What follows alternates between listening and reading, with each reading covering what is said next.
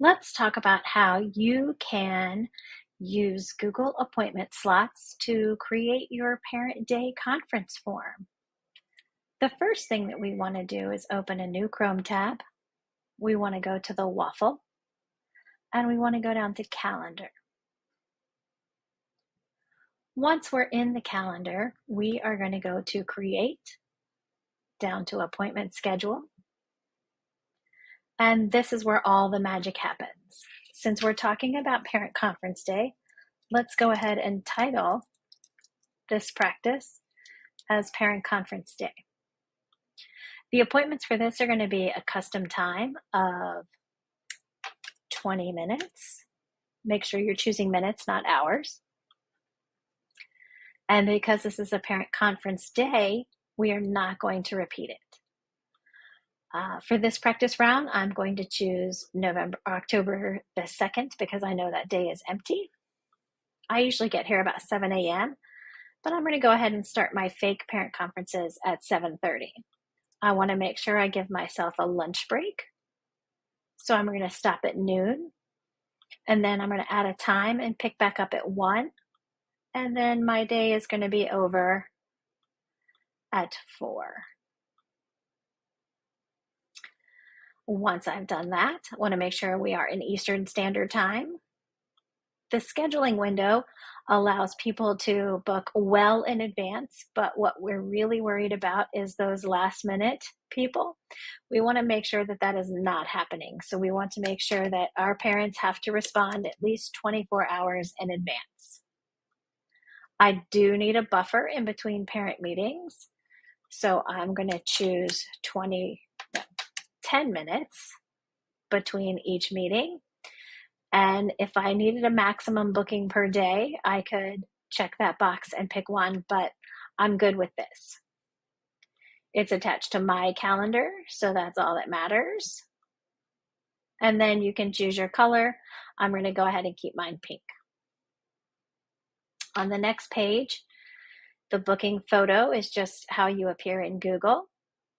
We're going to choose a location. In this case, it is in person. So I'm going to add the lower school library because that's where my office is, and then a description.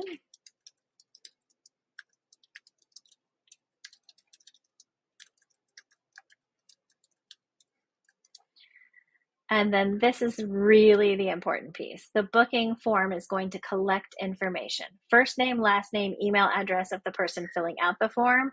But since it's a parent conference, let's go ahead and add an item. We're going to do a custom item, and we are going to do a student name. It's required, and then we're going to add that item. We're not really concerned about an email verification, so we'll leave that blank. And then the booking confirmation and reminder lets you know that once it is booked, they will automatically get a calendar invitation. And then you have the ability to send them an email reminder that's automatic one day before, or any of these other choices, or a custom choice. I'm going to hit save. And now we know what it looks like at this point. To see what's happening, you click on this little narrow strip. The booking page takes you to what a parent would see once it's sent to them. I know this was in October, so I'm going to hit the button over, and here's all my appointment slots for that day. If I wanted to practice and see what it is, I choose a time. This is pre-filled in for me because I'm already logged into Google. But if you sent this to a parent or somebody who was not logged into Google or didn't have a Google address, all of these would be blank and they would fill them in. I'm going to add practice as my student name, and then I'm going to do book. This pop-up comes up for the person booking the appointment. Then you can close it, and you can see that 10 o'clock no longer exists. Back on my calendar screen, if I wanted to see what was happening, that appointment has already been populated into an appointment on my calendar, and it's good to go. Now that we know that it works, if I click that narrow strip again, this window pops up. I can hit the share button. I'm going to copy the link, and now I can paste that into an email to send to my parents. And that's it.